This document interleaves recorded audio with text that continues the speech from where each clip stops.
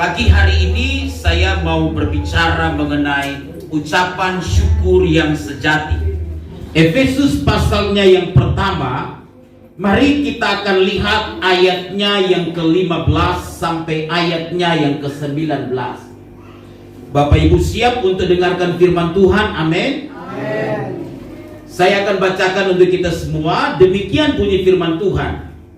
Karena itu, setelah aku mendengar tentang imanmu dalam Tuhan Yesus dan tentang kasihmu terhadap semua orang kudus, aku pun tidak berhenti mengucap syukur karena kamu.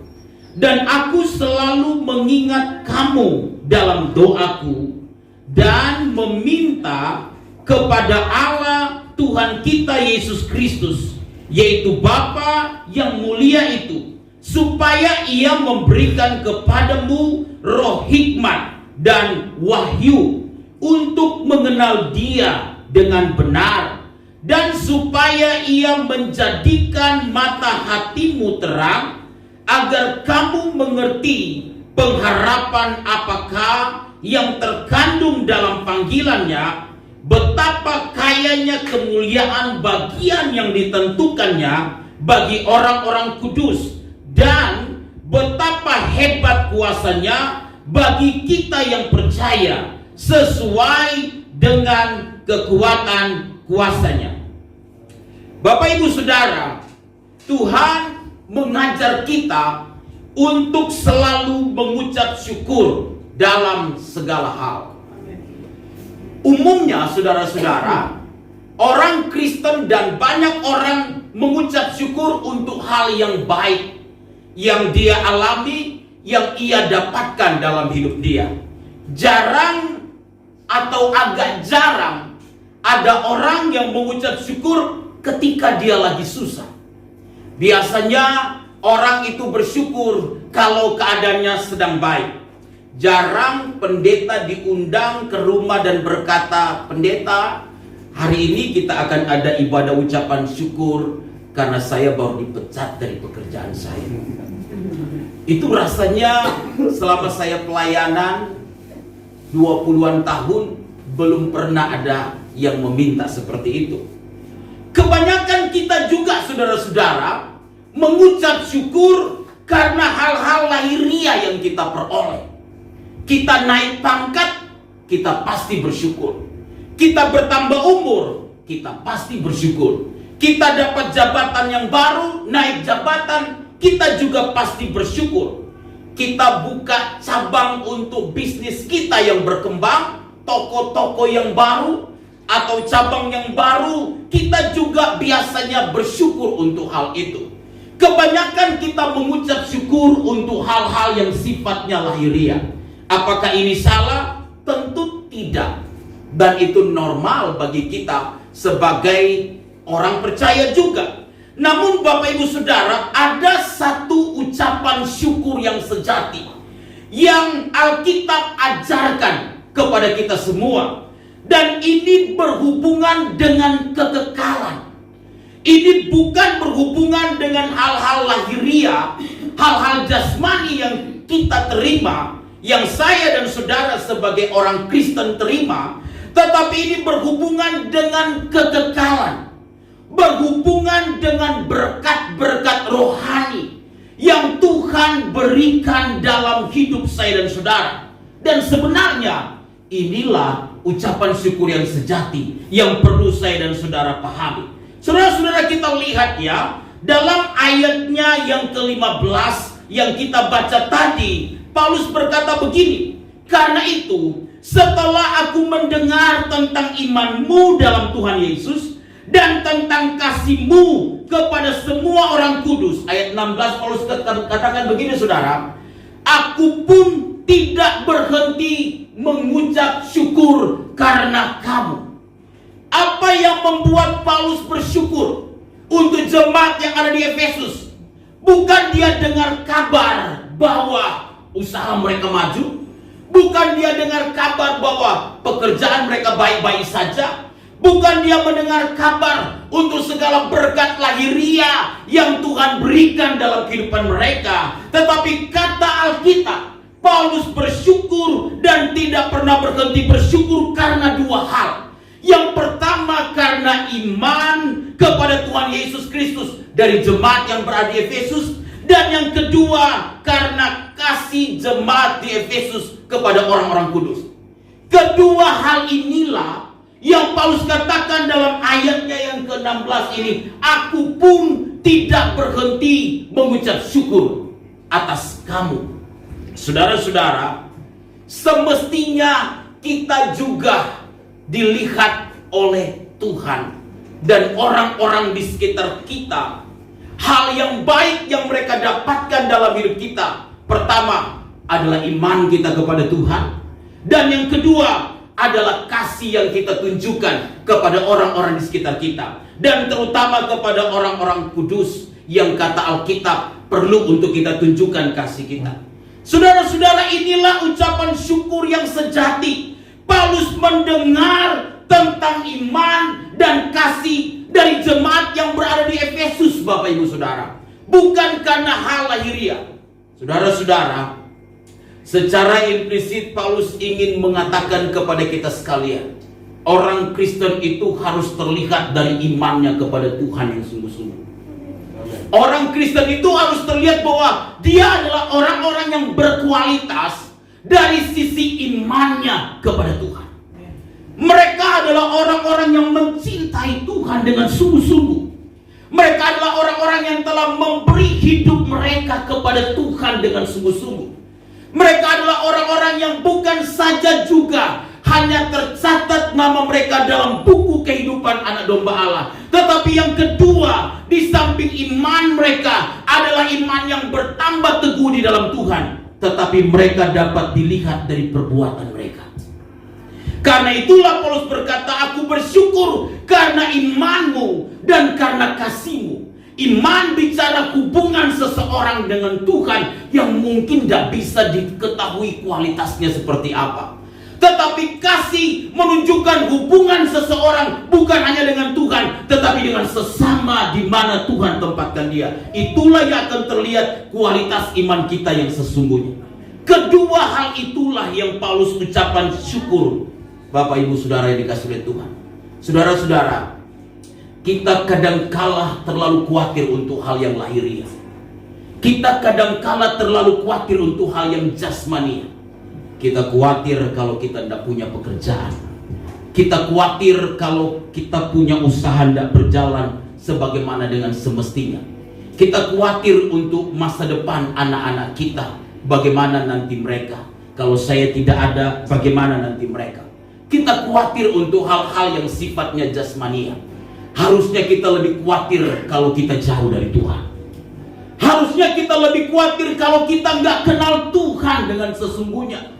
Harusnya kita lebih khawatir kalau kita tidak didapati Tuhan adalah orang-orang yang mau menunjukkan Yesus ada dalam hidup mereka. Harusnya kita khawatir kalau iman kita tidak nampak dalam perbuatan. Karena Yakobus pernah berkata kepada kita, iman tanpa perbuatan pada hakikatnya adalah mati.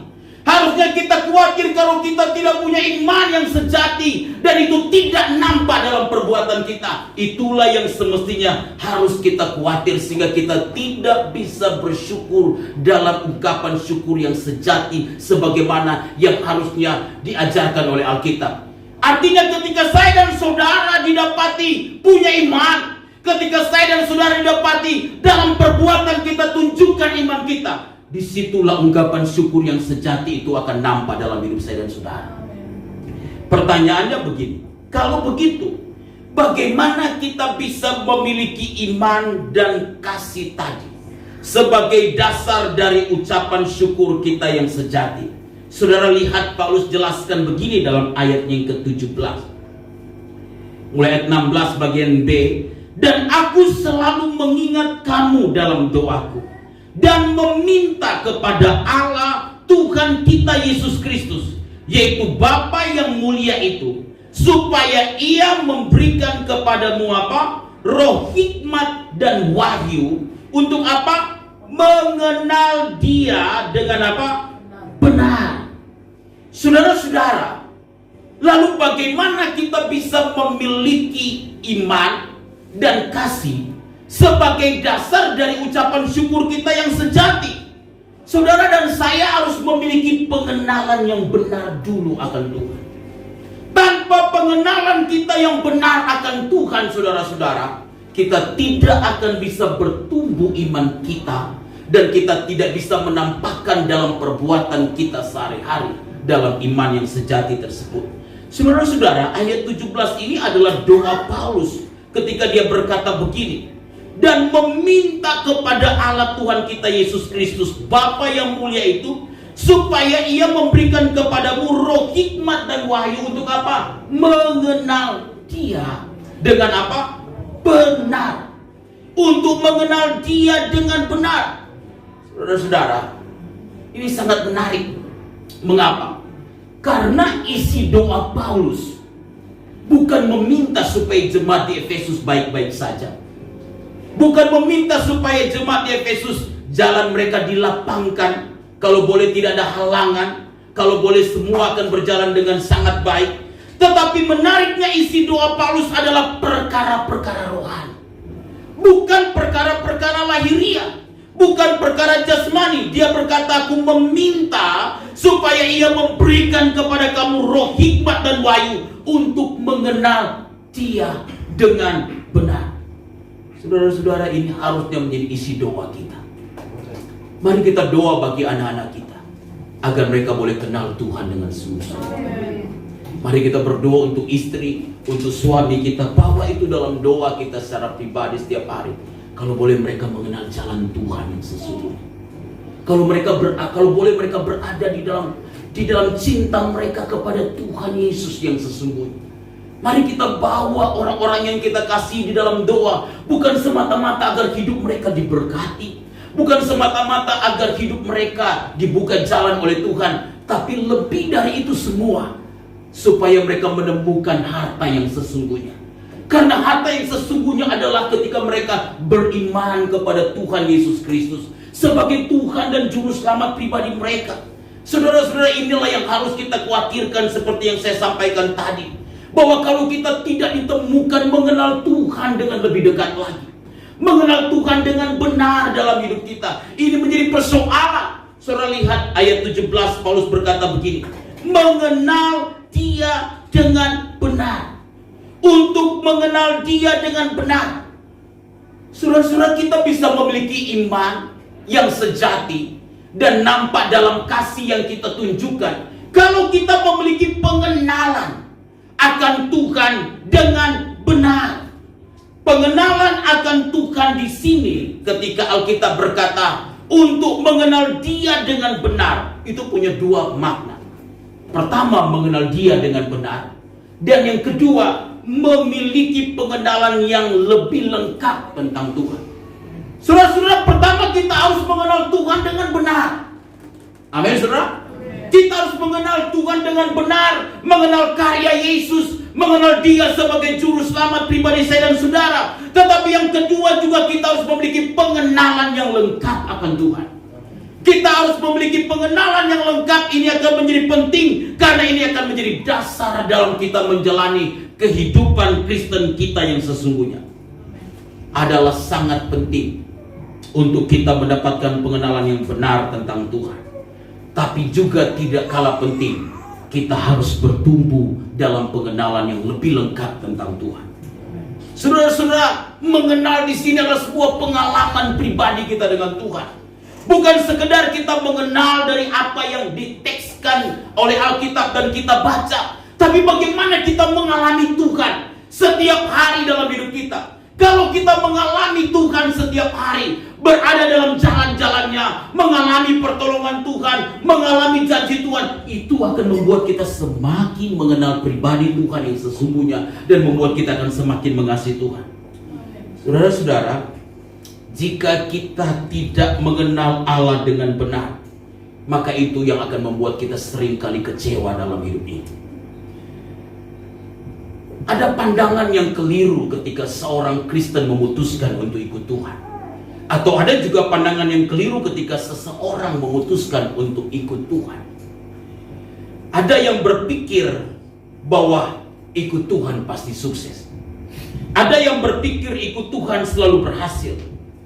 Ikut Tuhan itu tidak mungkin gagal. Kenyataannya nggak demikian. Ketika orang-orang menaruh ekspektasi yang tinggi dalam hal mereka mengikut Tuhan, lalu mereka mengalami kenyataan hidup, ada pergumulan, ada persoalan yang Tuhan izinkan terjadi dalam hidup mereka. Ada saat-saat di mana doa mereka mungkin tidak dijawab oleh Tuhan.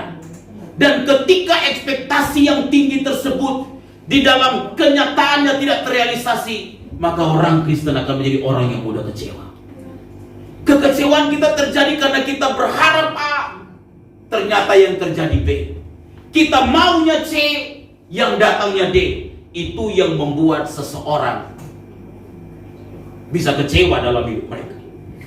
Saudara-saudara, kita perlu memiliki pengenalan yang benar akan Tuhan. Satu ketika saya menguji tesis dari seorang mahasiswa program pasca sarjana di kampus. Lalu dia punya pemahaman begini, bahwa Tuhan bisa menyembuhkan semua penyakit asalkan orang Kristen beriman. Pada konteks sebelah, sisi yang sebelah mungkin dapat dimengerti, tapi kebenarannya tidak sepenuh benar. Lalu saya bertanya kepada dia begini, kalau begitu, apakah setiap orang Kristen tidak akan sakit? Dia berkata, bisa jadi, karena Tuhan pasti menyembuhkan penyakitnya. Wah, ini menarik sekali. Lalu kalau dia tidak sembuh, berarti dia tidak punya iman. Wah, menarik juga ya. Kalau dia tidak sembuh, berarti dia tidak punya iman. Terus saya bilang, kalau ada pendeta yang mati konon katanya kemarin kena COVID, bagaimana? Berarti pendetanya nggak punya iman. Ini juga lebih repot.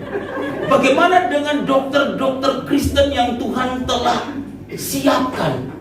Bagaimana dengan dokter-dokter Kristen yang Tuhan pakai menjadi alat untuk menyembuhkan para penyakit yang ada? Karena kalau Tuhan bisa menyembuhkan semua sakit, berarti tidak perlu ada rumah sakit, tidak perlu ada dokter.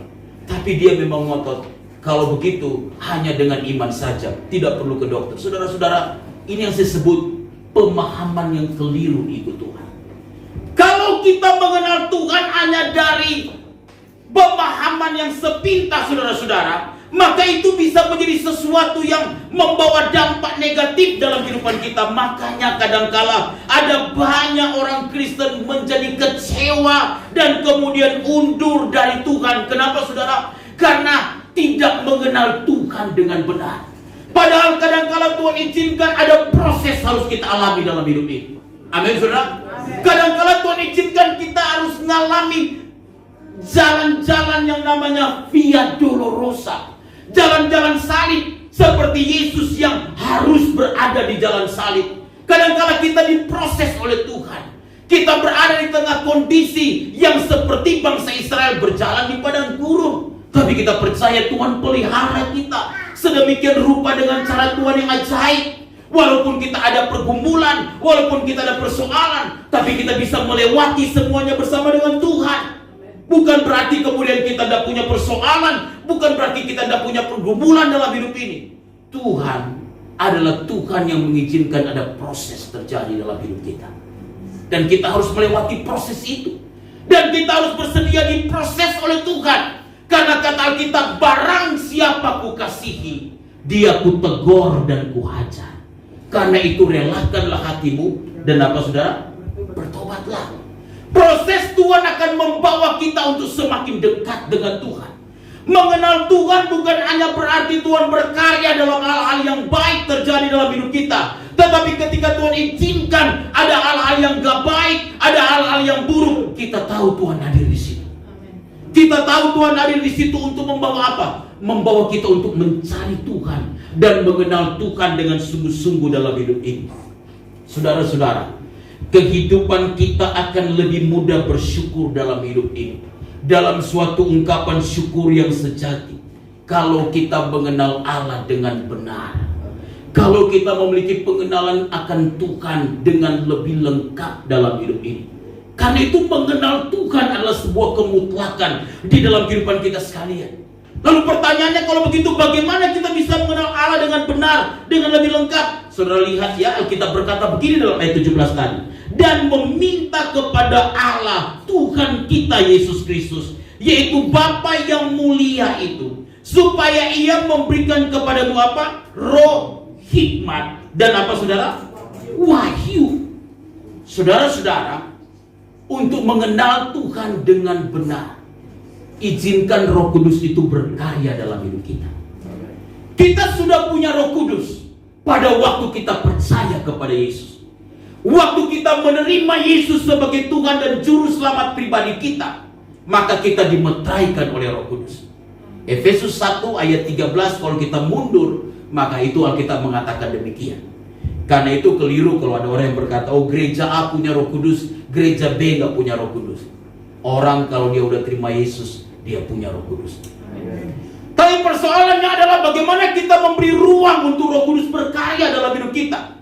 Bagaimana kita mengizinkan Roh Kudus menuntun hidup kita. Bagaimana dia bisa menerangi hati dan pikiran kita. Dia memberikan kepada kita roh, hikmat, dan wahyu ini menunjuk kepada karya Roh Kudus yang perlu ada dalam hidup saya dan saudara. Alkitab berkata begini, kalau dia datang, yaitu roh kebenaran itu, maka dia akan menginsafkan dunia ini dari dosa. Tapi dia bukan hanya menginsafkan dunia ini dari dosa, tapi dia akan menuntun kita kepada seluruh kebenaran. Amin, saudara. Kalau Roh Kudus itu ada dalam hidup saya dan saudara, maka biar izinkan dia berkarya. Saudara akan menemukan begini, saudara-saudara. Ada orang-orang yang terlihat lebih cepat bertumbuh dewasa di dalam Tuhan dibandingkan dengan yang lain, walaupun dia sudah Kristen sama-sama. Mungkin dari sisi waktunya juga lama dia ikut Tuhan. Saudara, letaknya di mana? Letaknya bagaimana kita mengizinkan Roh Kudus itu berkarya dalam hidup kita atau tidak? Saudara akan menemukan orang-orang yang punya relationship dengan Tuhan begitu dekat. Dia punya disiplin rohani. Dia menyiapkan waktu untuk doa. Dia menyiapkan waktu untuk saat teduh. Dia menyiapkan waktu untuk dia menyembah Tuhan. Maka saudara-saudara akan menemukan orang-orang ini lebih bertumbuh secara rohani di dalam Tuhan. Amin, saudara. Dibandingkan dengan orang-orang yang tidak menyiapkan waktu saat teduh secara pribadi bersama dengan Tuhan. Karena itu saudara-saudara, kalau Roh Kudus berkarya di dalam kehidupan saya dan saudara, maka dia akan membawa kita lebih dekat dengan Tuhan. Bagi kita anak Tuhan, mengenal Tuhan harusnya bukan dari kata orang saja, bukan dari kata pendeta saja. Seperti Ayub, dulu aku mengenal Tuhan hanya dari kata orang, tapi sekarang mataku sendiri memandang Tuhan. Saudara-saudara, mari kenal Tuhan. Lewat apa? Lewat kita mengalami Tuhan dalam hidup saya dan saudara. Kalau dia Allah yang bisa mengubah orang lain, maka dia juga bisa mengubah kita.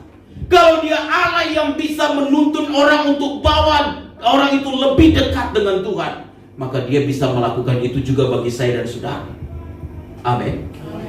Karena itu Alkitab mau mengajarkan kepada saya dan saudara bahwa Roh Kudus yang ada dalam diri saya dan saudara, itulah yang akan nanti menuntun kita untuk bertumbuh menjadi dewasa di dalam Tuhan.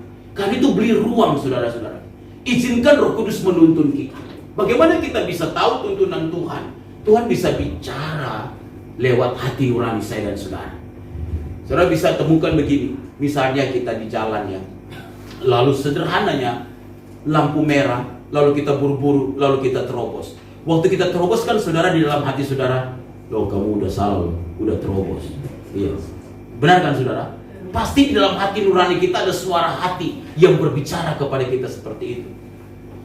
Bagi kita orang percaya, Tuhan berbicara memakai suara hati untuk hal-hal yang benar yang dituntun Tuhan dalam hidup saya dan saudara. Nah, suara hati ini di mana Roh Kudus berbicara bagi saya dan saudara, itu perlu dipertajam supaya kita bisa apa? Menangkap apa yang menjadi maunya Tuhan dalam hidup saya dan saudara. Kalau kita memiliki pergaulan yang erat dengan Tuhan, maka hati nurani kita itu akan terjaga, saudara-saudara. akan terjaga murni, sehingga kita bisa mengenal Tuhan dalam hal-hal yang baik lewat hati nurani yang Tuhan berikan dalam hati saya dan saudara. Tuhan bisa membawa kita mengenal Tuhan lewat firman tentunya yang kita pegang. Karena itu saudara, orang Kristen itu tidak cukup hari Minggu saja dia dengar firman.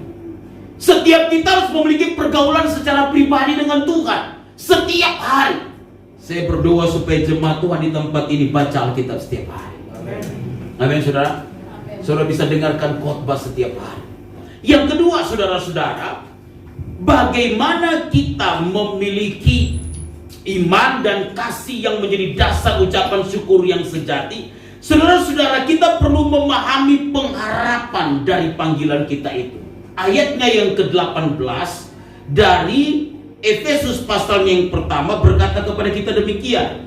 Dan supaya ia menjadikan mata hatimu terang, agar kamu mengerti pengharapan apakah yang terkandung dalam panggilannya, betapa kayanya kemuliaan yang ditentukannya bagi orang-orang kudus. Saudara-saudara, kita berkata dan supaya ia menjadikan mata hatimu terang, agar kamu mengerti pengharapan apa yang terkandung dalam panggilan.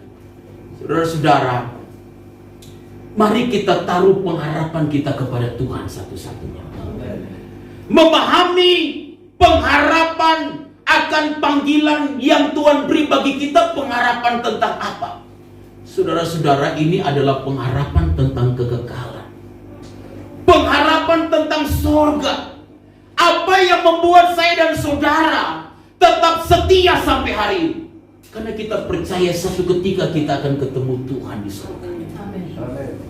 Ada air mata kita jalani hidup ini, ada pergumulan kita jalani hidup ini, ya. Tapi satu ketika kita akan dihibur dalam kekekalan bersama dengan Tuhan. Amin. Apa yang membuat kita tetap melayani sampai hari ini? Karena kita tahu jerih payah kita di dalam Tuhan tidak pernah sia-sia. Tuhan memperhitungkan itu sebagai satu kebenaran. Bukan saja apa yang kita bisa terima dari Tuhan selama kita ada di dunia ini, waktu kita melayani Tuhan, tapi lebih dari itu semua, ada upah, ada mahkota yang Tuhan siapkan dalam kekekalan bagi saya dan saudara. Itulah pengharapan kita, saudara-saudara. Kita memang berharap hal-hal yang baik, tetapi saudara-saudara, lebih dari itu semua, kita berharap pada kekekalan, di mana Tuhan memberikan kita keselamatan untuk kita boleh berada bersama dengan Tuhan di langit baru dan bumi yang baru.